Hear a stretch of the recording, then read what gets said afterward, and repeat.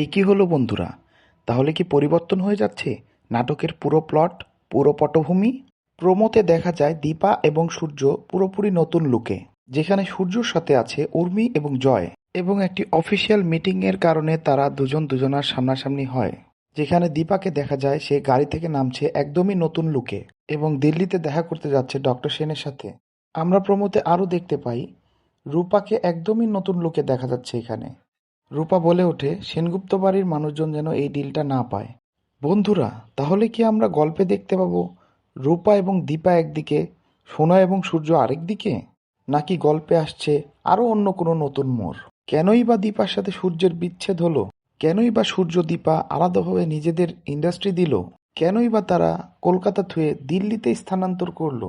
আর কেনই বা আমরা রুডি, কুন্তলা, কুমার, সোনা এদেরকে দেখতে পেলাম না? তাহলে কি এরা সবাই মারা গেছে, না এদের চরিত্রেও আসছে নতুন পরিবর্তন? কমেন্ট করে তোমরা জানাতে ভুলো না কিন্তু বন্ধুরা।